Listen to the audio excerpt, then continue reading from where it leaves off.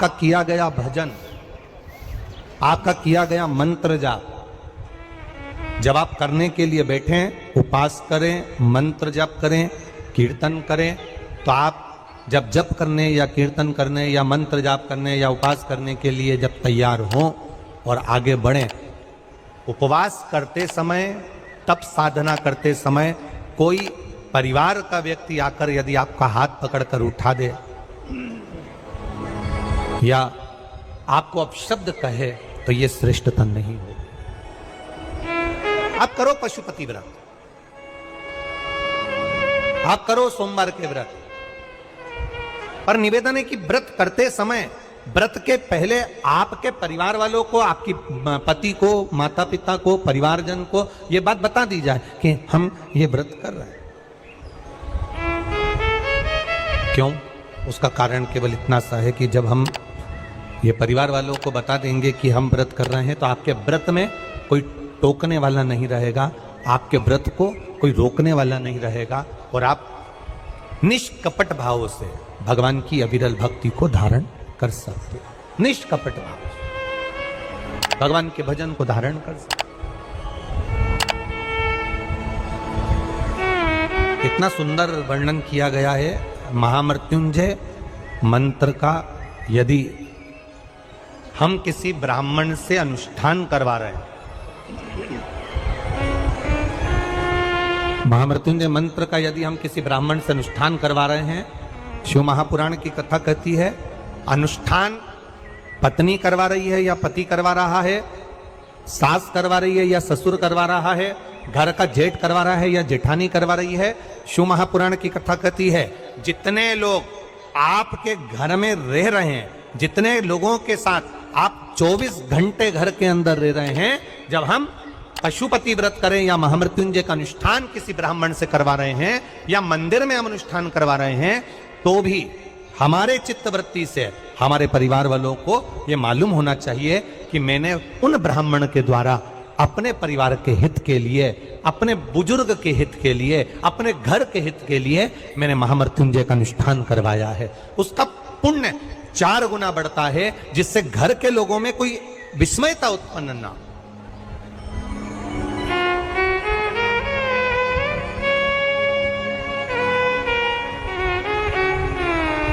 हमारे भीतर कोई विस्मयता उत्पन्न ना हो, हमारे मन के भीतर कोई भेदभाव उत्पन्न ना हो। और हम तो यहां तक कहेंगे, आप अगर शंकर जी के मंदिर में जा रहे हो, 1 लोटा जल चढ़ा रहे हो, शंकर जी के मंदिर में पहुंचकर 1 लोटा जल समर्पित कर रहे हो, तो भी आपके घर के लोगों को मालूम होना चाहिए कि ये पास वाले शिव मंदिर में गई है, मेरे पास के मंदिर में मेरा घर का बच्चा शंकर जी को जल चढ़ाने गया है, मेरा पति पास के मंदिर में शंकर भगवान को जल समर्पित करने के लिए गया है। ये घर के लोगों को ज्ञात होना चाहिए।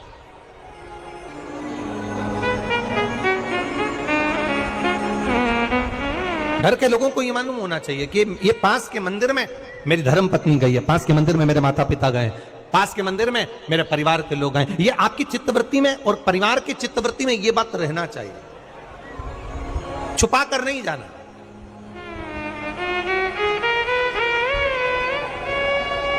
छुपा कर भगवान के मंदिर में नहीं जाना, छुपा कर पशुपति व्रत नहीं करना। महाराज, शिव महापुराण की कथा वर्णन करती है कि आप भगवान का अगर कोई व्रत, कोई साधना, कोई नियम ले रहे हो, माना आपने कोई व्रत करा, कोई करी, पर घर के लोगों को वो ज्ञात होना चाहिए कि ये मंदिर तक जा रही है, ये पशुपति व्रत कर रही है, आराधना कर रही है।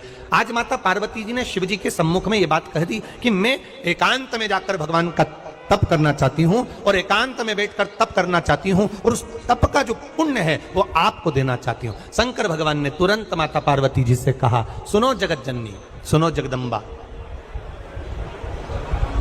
सुनो पार्वती, आप तप करो, मना नहीं है, आप साधना करो, मना नहीं है, आप आराधना करो, मना नहीं है, और आप सोचो कि आपकी करी गई तप साधना का पुण्य आप मुझे दे दो, तो भगवान तुरंत कहते हैं, पार्वती जी मुझे आपके तप साधना का पुण्य नहीं चाहिए, आप अपना पुण्य अपने पास में रखो, हमें आपका पुण्य नहीं चाहिए।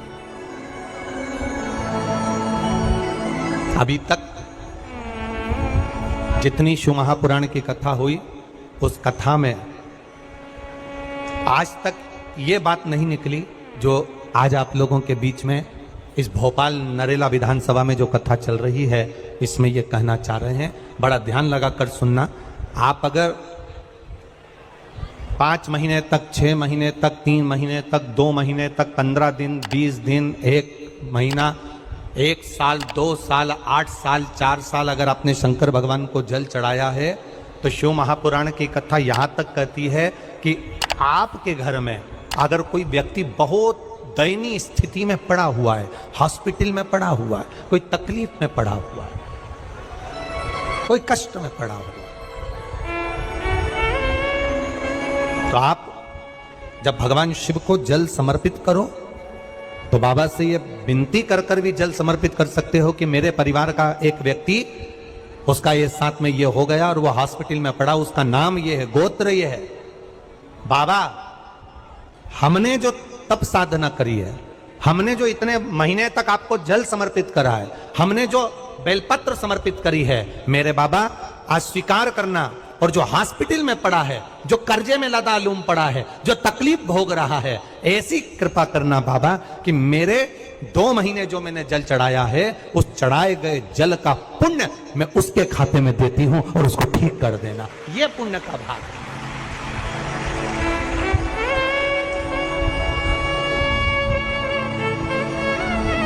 ये पुण्य का भाग है। आप अपना पुण्य भी किसी जीव के कल्याण हेतु दे सकते। अब किसी ने एक बार ये कथा सुनी और कथा सुनकर कहा महाराज जी आप कहते हो कि शंकर जी पे चढ़े हुए जल का पुण्य भी हम किसी को दे सकते हैं क्या? शंकर जी को चढ़े हुए जल का पुण्य क्या किसी को दिया जा सकता है? क्यों नहीं दे सकते? क्यों प्रदान नहीं कर सकते?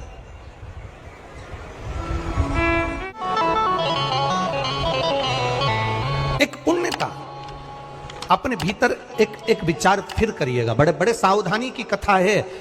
आप लोग सोचो कि यह कथा यहां से सुनी, यहां से निकाल दी, बच्ची को चीती कपड़े में झटकार दी। यहाँ कथा अगर सुनने के लिए आए हो तो थोड़ा दिल लगाकर सुनना, मन लगाकर सुनना। हो सकता है एलईडियां थोड़ी बंद चालू हो, मना नहीं है, पर माइक की व्यवस्था आपके पास में है तो दिल लगाकर सुनो। जहां मौका मिल जाए वहां बैठकर अपना चित्त लगाकर सुनना, क्योंकि 3 घंटे में से केवल 2.5 घंटा आपको प्राप्त होता है। बाकी का पूरा समय आप लोग यहाँ सुबह 6 बजे से रात को 3 बजे से 4 बजे से इस कथा का इंतजार करते हो। शायद दुनिया की पहली कथा होती है शिव महापुराण की कथा, जिसको लोग रात को 4-4 बजे से 3-3 बजे से जगह संभाल कर बैठकर कथा सुनते हैं। तपती हुई धूप, भयंकर गर्मी, 2 किलोमीटर दूर तक पैदल चलकर आना और बैठने के लिए इतना 8-8, 9-9 पंडाल लगाए घर पर, 9-9 पंडाल भी फुल हैं। उन पंडालों में जगह नहीं। धूप में छाता पकड़ना, चादर पकड़ना, साड़ी पकड़ना और उसको पकड़कर बैठे रहना। तपती हुई धूप में जहां तहां बैठकर कथा सुनना, ये दुनिया की पहली कथा है जिसको लोग कभी भूल नहीं पाएंगे कि इतनी धूप में भी लोग कथा सुन सकते। इतनी धूप, इतनी गर्मी, और केवल एक जगह नहीं, जहां शिव महापुराण की कथा का रसतत्व होता है वहां लोग इंतजार करते हैं 3-3 बजे तक। इसको छूटने मत देना।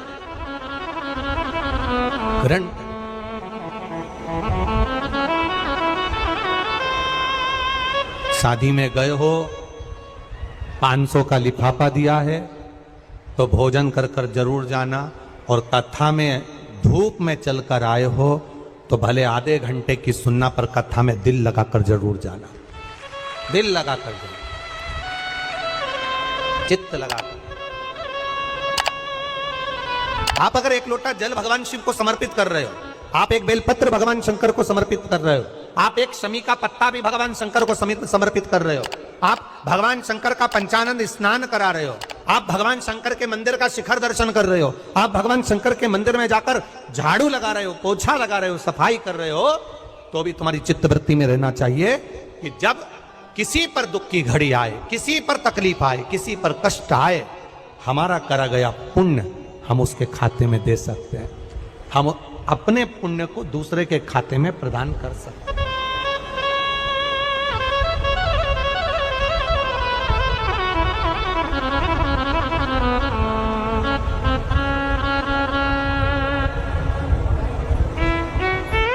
बेलपत्र, जरा ध्यान देना हो। ये बेलपत्र जो होता है, इस बेलपत्र पर कभी कभी आपने देखा होगा कि कई लोग बीच वाले पत्ते पर चंदन लगा देते हैं। ये जो बीच का पत्ता होता है, इस पर लोग चंदन लगा देते हैं। शिव महापुराण की कथा कहती है,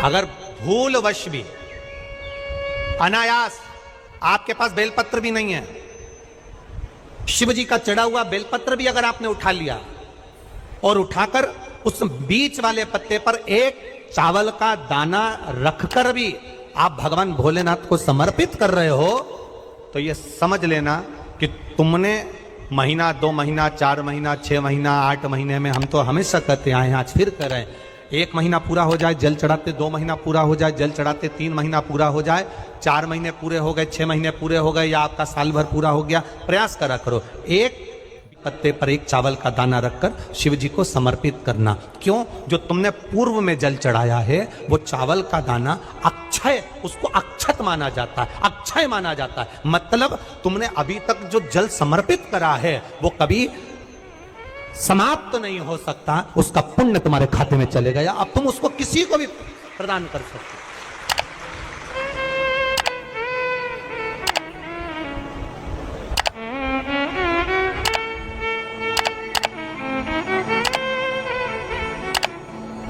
बहन भाई को तिलक करती है रक्षाबंधन पर, माथे पर तिलक लगाने के बाद में चावल लगाती कि नहीं लगाती? बोलो, जम के बोलो जरा। लगाती है? बोलते जाओ जरा। लगाती है, ठीक है। मंदिर में आप पूजन कर रहे हो, घर में कोई अनुष्ठान कर रहे हो, पंडित जी तुम्हारे मस्तक पर तिलक करते हैं तो चावल लगाते कि नहीं लगाते? बोलो बोलो, जम के बोलो। लगाते। तुम्हारे घर में शादी ब्याह होता है तो तिलक करा जाता है तो चावल लगाया जाता कि नहीं लगाया जाता? लगाया जाता। सब समय पर चावल, मस्तक पर कंकु का तिलक, चंदन का तिलक, जो भी तिलक तुम्हारे मस्तक पर लगा है, कोई अगर लगाएगा शुभ कार्य में तो चावल जरूर लगाएगा। बस एक कार्य ऐसा होता है जिस समय पर मस्तक पर तिलक करा जाता है पर चावल नहीं लगाया जाता।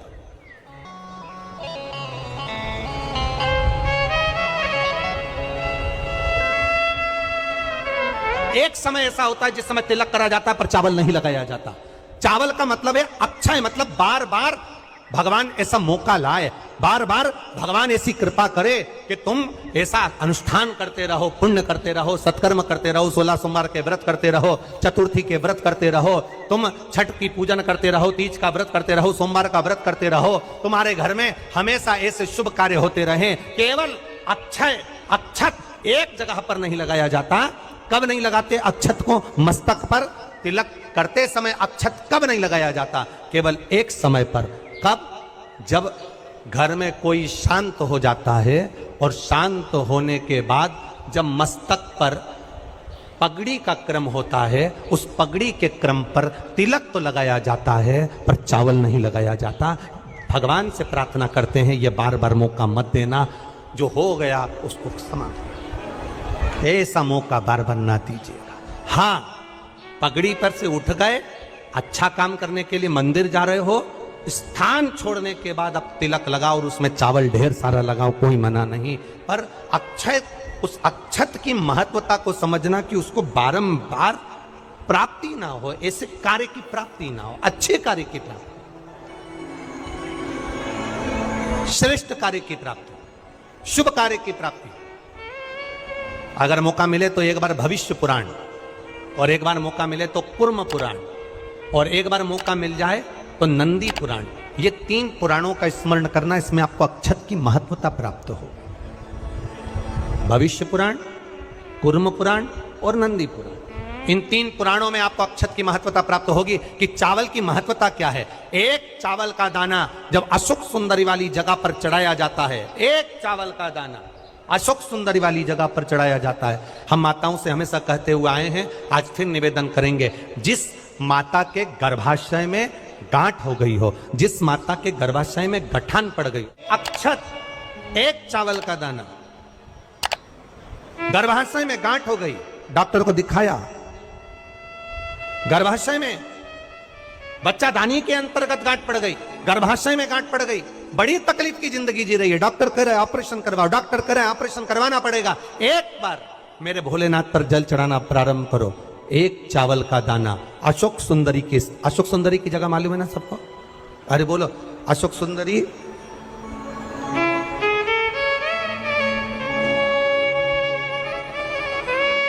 जैसे ये शिवलिंग,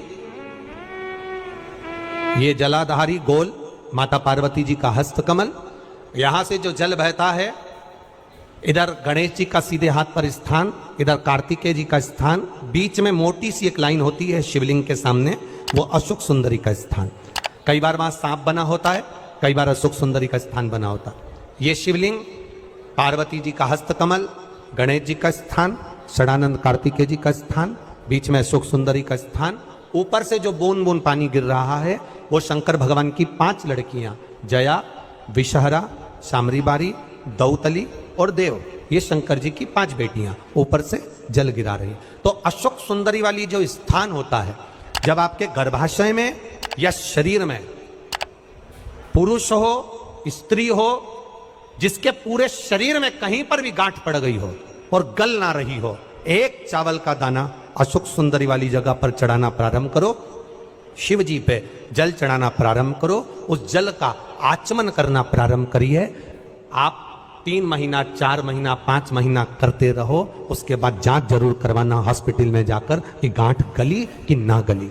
पर विश्वास रख, भरोसो दृढ़ इन चरणन करो, श्री वल्लभ नक चंद्र छटाबिन सब जग माही अंधेरो। भरोसा मूर्ण होना चाहिए, भरोसा मूल हो। हमारा अगर विश्वास नहीं है तो फिर भगवान भी नहीं है। मानो तो मैं गंगा मां हूं, ना मानो तो बहता। आपका अगर भरोसा करता है कि मैंने जल चढ़ाया और मेरा महादेव सुनेगा, आपने सोच लिया कि मेरा महादेव सुनेगा, महादेव सुनेगा। और आपने अंदाजा लगा, कई लड़कियां जब शादी करती हैं तो पहले से गलत सोच बनाकर आती हैं कि सास तो डेंजर होती है। कईयों के मन में भाव आता है सास बुरी होती है, सास अपशब्द कहती है, सास गाली देती है। कई लोगों से सुना, जिससे मिलो उसकी सास ऐसी हो गई, कोई ने कहा हमारी सास ऐसी थी। लड़कियों ने अपनी चित्तवृत्ति में भर लिया कि सास बुरी होती है। जब चित्तवृत्ति में भर लिया कि सास बुरी होती है, तो वो कितने भी अच्छे घर में चली जाए, उसको सास बुरी ही लगेगी, ये निश्चित है। और अगर आपने मन में सोच लिया कि जो किस्मत में लिखा होगा देखा जाएगा, संसार सागर में जन्म लिया है, सुख दुख चलता रहता है। अगर कोई बेकार भी मिल गया ना, तो अपना स्वभाव से मैं उसको अच्छा बना लूंगी, मुझ में वो क्वालिटी है, तो वो अच्छा हो जाए। आप पहले से विचार कर लीजिए। आज के जमाने में लोगों को ना तो लिखना आता है ना विचार करना आता है। एक फेसबुक पर हमको तो आशीष ने बताया, एक फेसबुक पे लिखा हुआ था, एक फेसबुक पर किसी ने लिखा था, आज पुत्र रत्न की प्राप्ति हुई, सभी मित्रों का आभार। क्या लिखा था फेसबुक पे? अरे बोलो तो जम के, आज मेरे घर पुत्र रत्न की प्राप्ति हुई, सभी मित्रों का आभार। अब मित्रों का आभार क्यों दे रहा है? पुत्र तेरा है कि मित्रों का है?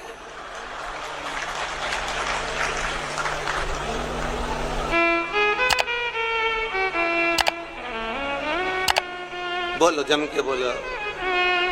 लिखना चाहिए ऐसा, पर स्मरण नहीं है, चित्तवृत्ति में नहीं आया है, ये आना चाहिए।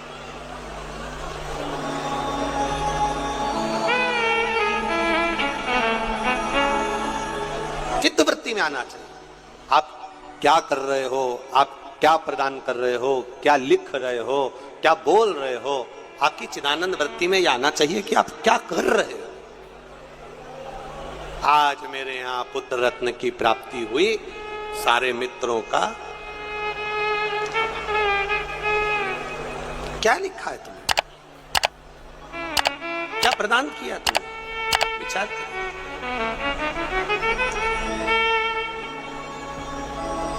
आभार किसका होना चाहिए था? आज मेरे घर पुत्र रत्न की प्राप्ति हुई। महादेव आपका